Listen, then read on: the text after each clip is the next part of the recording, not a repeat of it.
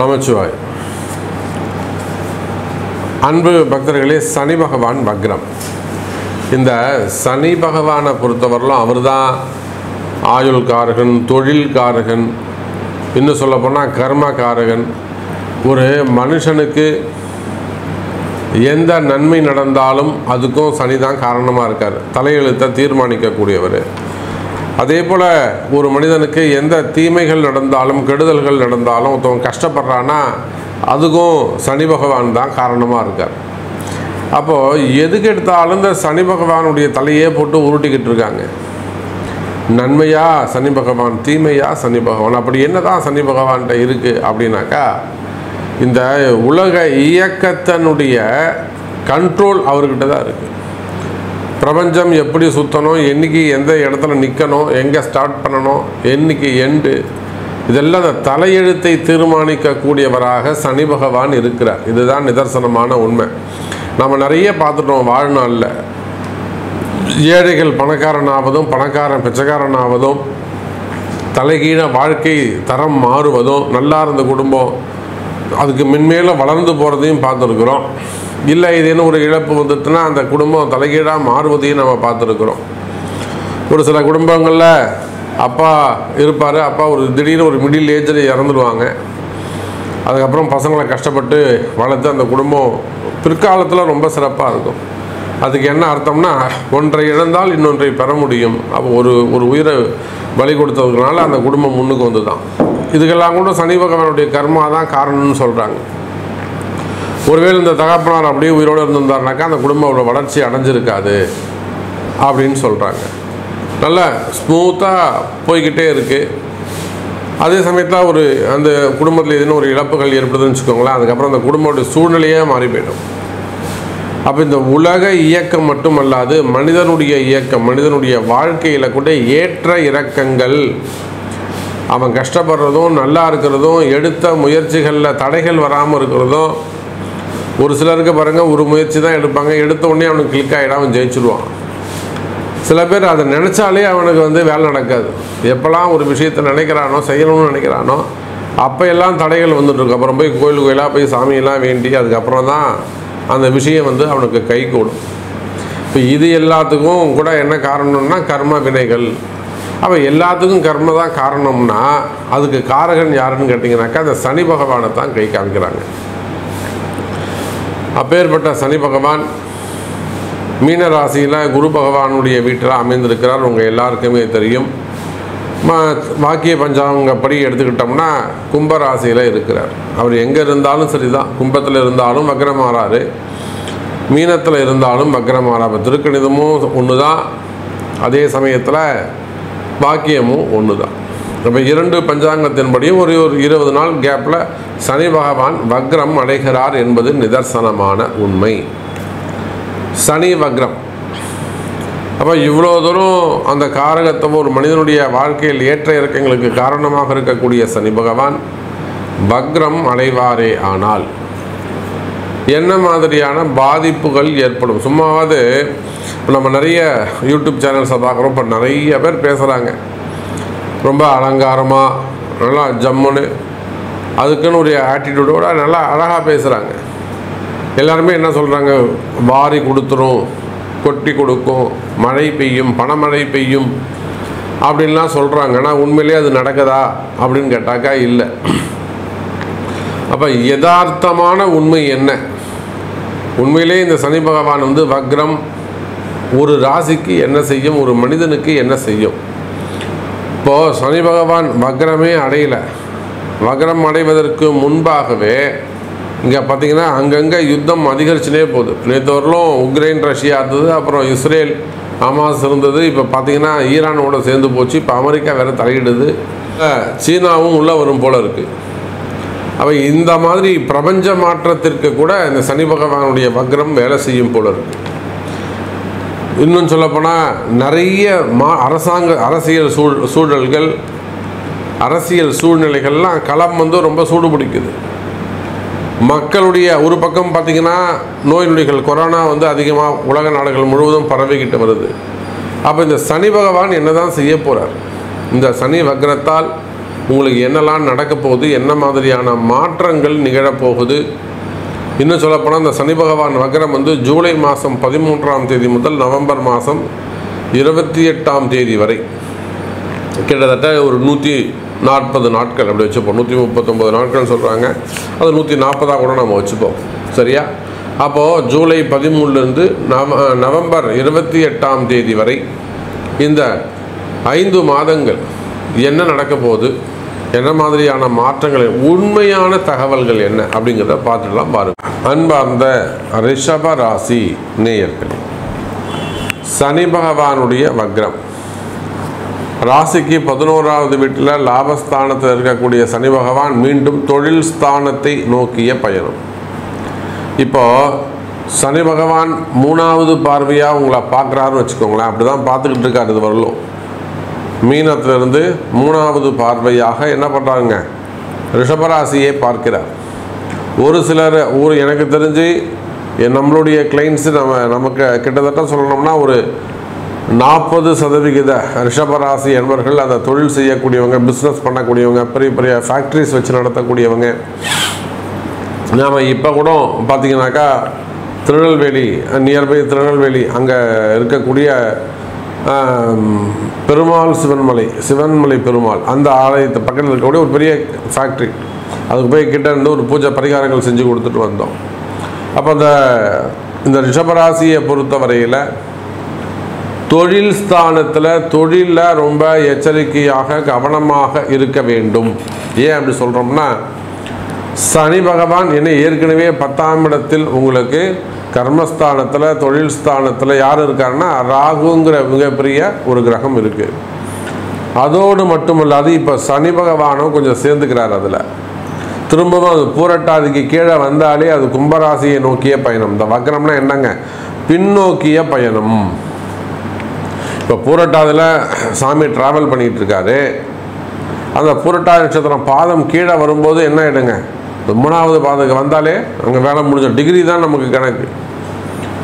அப்போ அது 10ஆம் பாவத்துக்கு வரலைன்னு சொன்னாலும் 10ஆம் பாவத்தை நோக்கிய பயணம் பார்வைப்படும். அப்போ இந்த சனியும் ராகுவும் சேருகின்ற தொழில் ஸ்தானத்தில் சேருகின்ற காரணத்தினாலே பொருள் விரயங்கள், வீண் விரயங்கள், குறிப்பாக நிறைய ஏமாற்றங்கள், தொழில் ஏமாற்றங்கள், வருமான ஏமாற்றங்கள், நல்ல ஒரு பெரிய அமௌண்ட்டு இல்லை ஒரு பெரிய பிஸ்னஸ் வரா மாதிரி இருக்கும். நீங்கள் அதுக்கு கடுமையாக உழைச்சிட்டு இருப்பீங்க. ராத்திரி பகலாக தூங்காமல் 1 மாதம் 2 மாதம் 10 நாள் 1 வாரம் அப்படின்னு கடுமையாக உழைச்சதுக்கப்புறம் அந்த பிஸ்னஸ் நடக்காமல் போயிடுச்சுன்னா உங்களுக்கு எப்படி இருக்கும், எவ்வளோ பெரிய ஏமாற்றமாக இருக்கும். அல்லது ஒரு தொழில் செய்கிறீங்க, அந்த தொழிலில் ஒரு ஏமாற்றம் வந்தால் உங்களுக்கு எப்படி இருக்கும். ஆகையினால அந்த மாதிரி தொழில் ஏமாற்றங்கள், குறிப்பாக அளவிட முடியாத வீண் விரயங்கள், லாஸ் ஏற்படுவது, இல்லை நம்பி ஏமாறுவது, இன்றைக்கி முடிஞ்சிடும் நாளைக்கு முடிஞ்சிடும் அப்படின்னு சொல்லிட்டு நம்பி ஏமாறுவது, இல்லை ஏதாவது கொஞ்சம் முதலீடு செய்து கொஞ்சம் இன்வெஸ்ட்மெண்ட் பண்ணுறது, ஷேர் மார்க்கெட்டில், ஸ்டாக் மார்க்கெட்டில், ஆன்லைன் பிஸ்னஸில், அதெல்லாம் கொஞ்சம் எஸ்ஐபியில், அதெல்லாம் கொஞ்சம் ஏதான ஒரு மார்க்கெட்டில் போட்டு அந்த பணம் லாக் ஆகி நிற்கிறது, இல்லை அதில் ஏதேனும் வரக்கூடிய ஏமாற்றங்கள் இருக்குமே. ஆனால் அதிலெல்லாம் கூட நீங்கள் சரி பண்ணிக்கிறதுக்கு சில கவனமான விஷயங்களை செய்ய வேண்டும். ரிஷப ராசி நேயர்களே, குறிப்பாக வேலை வாய்ப்புகளில் அதிக அக்கறை செலுத்த வேண்டும். நீங்கள் அது உள்நாடாக இருந்தாலும் வெளிநாடாக இருந்தாலும் வேலை வாய்ப்புகள் அப்படின்னு சொல்லியாச்சுனாக்கா செய்கிற வேலையை முதல்ல காப்பாற்றிக்கணும். ஏன்னா ரிஷபராசி நேயர்களே, இந்த அடுத்து வரக்கூடிய 5 மாதங்கள் ரொம்ப ஒரு குரூஷியலான பீரியட். நாம் நிறைய பார்க்குறோம், ஜாப் லாஸ் பண்ணிட்டோம், வேலையை விட்டுட்டோம் சாமி. அதுவும் குறிப்பாக ஒரு 45 வயசுக்கு மேலே வேலையை விட்டுட்டாங்கன்னா அவங்களுக்கு வேலை கிடைக்கிறதே கஷ்டமாக இருக்குது. நான் இதை பல இடங்களில் பல மேடைகளில் அழுத்தம் திருத்தமாக சொல்கிறது உண்டு. இப்போலாம் இந்த 45 அப்படிங்கிற ஏஜே ரிட்டையர்மெண்ட் ஏஜாக பார்க்குறாங்க எல்லோரும். ஏன்னா அந்தளவுக்கு இப்போ யங்ஸ்டர்ஸ் நிறைய வெயிட் பண்ணுறாங்க வெளியில். அப்போ அவங்களுக்கெல்லாம் ஃப்ரெஷராக எடுத்து அவங்களுக்கு கொஞ்சம் அவங்களுக்கு சம்பளமும் கம்மி, அதே சமயத்தில் வேலை அதிகமாக வாங்கிக்கலாம்.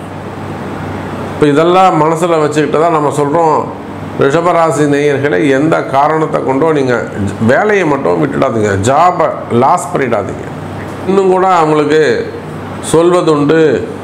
எப்படி சொல்லுன்னு கேட்டிங்கனாக்கா, என்னை கேட்காம வேலையை விட்டுடாதீங்க அப்படின்னு கூட நான் வந்து ஒரு செல்லமாக என்னுடைய கிளைண்ட்டுக்கு நான் சொல்வது உண்டு. உலகம் முழுவதும் வாழக்கூடிய நண்பு பக்தர்களை என்ன கேட்காம நீங்கள் வேலையை விடக்கூடாது அப்படின்னு கூட சொல்வது உண்டு. இப்போ கூட சமீபமாக பார்த்தீங்கன்னாக்கா ஒரு அரசு அதிகாரி, அவர் ஒரு துறையில் ஒரு ஹையர் ரேங்கில் அவர் இருக்கிறாருங்க. டிபார்ட்மெண்ட் வைஸ் நடக்கக்கூடிய ஒரு என்கொயரி அவர் பேரில் நடக்குது. ஒரு அரசியல் சார்ந்த ஒரு சூழ்நிலைன்னு வச்சுக்கோங்களேன். ஒரு அரசியல் தலைவர் வந்து அவருக்கு எதிராக ரொம்ப ஸ்ட்ராங்காக நிற்கிறாரு. இவரால் அதை எதிர்த்து போராட முடியல. இப்போ நம்ம வாராகிட்ட வந்திருக்காங்க. நிச்சயமாக இப்போது நம்மகிட்ட வந்ததுக்கப்புறம் ஒரு நல்ல முன்னேற்றம் இருக்குது அந்த விசாரணையில்.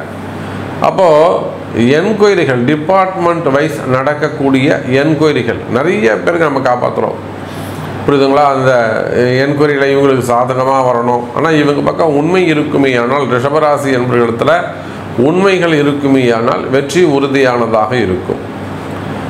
அப்போது அந்த மாதிரி வேலை செய்கிற இடத்துல இருக்கக்கூடிய கவர்மெண்ட் ஜாபாக இருந்தால் என்கொயரி மாதிரி இருக்கும். ப்ரைவேட் ஜாபாக இருந்தால் என்ன செய்கிறது, ரிஷபராசியாக இருப்பார்களே ஆனால் ஹையர் ஆஃபீஸர் ஒருத்தர் போவார், இன்னொருத்தர் வருவார். ஆனால் வரக்கூடியவங்க இவங்களை தேவையில்லாமல் இன்சல்ட் பண்ணுறது, தேவையில்லாமல் டார்ச்சர் பண்ணுறது, வேணும்னே இவங்களை வந்து வெயிட் பண்ண வைக்கிறது, அசிங்கப்படுத்துறது, திட்டுறது. அப்போ இந்த மாதிரியெல்லாம் வேலை செய்கிற இடத்துல ஒரு இரிட்டேட்டிங்காக இருந்ததுன்னா நம்ம எப்படி நிம்மதியாக வேலை செய்ய முடியும்? அப்போ அந்த மாதிரியெல்லாம் வேலை செய்கிற அதிகாரிகளிடத்தில் பிரச்சனைகள் இருக்குமே ஆனால் கவலை வேண்டாம் ரிஷபராசி என்பவர்களே. அதுக்கெல்லாம் பரிகாரங்கள், பிராயச்சித்தங்கள் உண்டு. அப்போ வழிபாடுகள் செய்வீர்களே ஆனால் சிவபெருமான் வழிபாடு செய்வது சிறப்பு.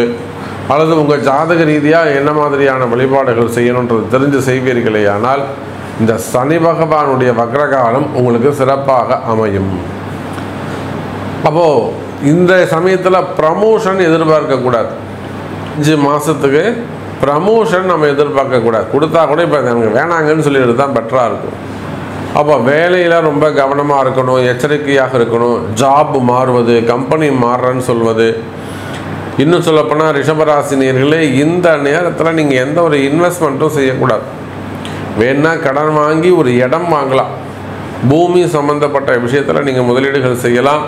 அது கூட நீங்கள் ஒரு முறைக்கு 2 முறை டாக்குமெண்ட்லாம் விசாரித்து எப்படி இருக்குது என்ன இருக்குன்னு டாக்குமெண்ட்லாம் விசாரித்து அதன் பிறகு அதை செய்வது தான் சிறப்பாக இருக்குமே தவிர எந்த ஒரு இன்வெஸ்ட்மெண்ட்லேயும் ரொம்ப எச்சரிக்கையாக கவனமாக இருக்க வேண்டும்.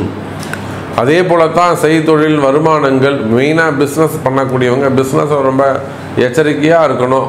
ரொம்ப டிரான்சாக்ஷன்லாம் வெளியில் கொடுக்கக்கூடாது. கொடுத்துருக்கிற பணங்காசுகளை கூட கொஞ்சம் கேட்டு வற்புறுத்தி வாங்கிட்டால், கொஞ்சம் சண்டை போட்டு வாங்கிட்டீங்கன்னாக்கா வராத பணங்காசுகள் கூட இப்போ வந்து சேரும். கொஞ்சம் ஃபைட்டிங், அதாவது ஒரு சண்டை போடணும் அவங்க கூட.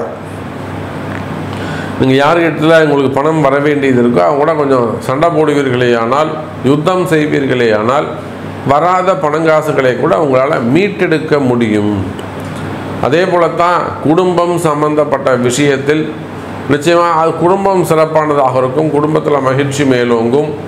குடும்பத்தில் புதிய முதலீடுகள் செய்ய வேண்டியது வரும். சுப நிகழ்ச்சிகள் நடைபெறும். இன்னும் சொல்லப்போனால் அந்த சனி பகவானுடைய வக்ர காலத்தில் உங்களுக்கு புதிய தொழில் முன்னேற்றங்கள் ஏற்படும். புதிய தொழில் வாய்ப்புகள் அமையும். இல்லை சாமி, எனக்கு கம்பெனி இப்படி சரியாக போகல, என் கம்பெனி இப்படி கொஞ்சம் டல்லாக இருக்குது, இல்லை எனக்கு வந்து இல்லை ப்ராஃபிட் எடுக்க முடியல அப்படின்லாம் நீங்கள் கம்பெனி ரிலேட்டடாக இது என்ன உங்களுக்கு ப்ராப்ளம் இருக்குமே ஆனால் அதெல்லாம் நீங்கள் வந்து உங்கள் பிறப்பு ஜாதகத்தை கொண்டு அது என்ன மாதிரியான வழிபாடுகள், அது என்ன இடதோஷம் காரணமாக, இல்லை காலதோஷம் காரணமாக, காலப்பகையா, அல்லது தசாபுத்தி காரணமாக, அப்போ எதை ரிலேட்டடாக இந்த மாதிரியான குடும்ப கஷ்டமோ அல்லது தொழில் நஷ்டமோ இல்லை வேலை பழுவோ அல்லது வந்து ஒரு ஏமாற்றமோ, அது ஒரு மனிதனுக்கு ஒரு விஷயம் ஒரு கெடுதல் வருதுன்னா காரணம் இல்லாமல் வராது. இதெல்லாம் தான் நம்ம ஜாதகத்தில் கண்டுபிடிக்கணும். அப்போ அந்த மாதிரி ஜாதகத்தில் கண்டுபிடிச்சி அதுக்குரிய வழிபாடுகள் செய்வீர்களே ஆனால் நீங்களும் வாழ்க்கையில் சிறப்பாக இருக்கலாம். நீங்கள் ஒன்றும் கஷ்டப்படணும்னு ஒன்றும் தலையெழுத்து இல்லை. நீங்களும் நல்லா இருக்கலாம் அப்படிங்கிறத சொல்லிவிட்டு மீண்டும் ஒரு அற்புதமான பதிவில் சந்திக்கிறேன். நன்றி. நமச்சிவாயம். ஜெயவர.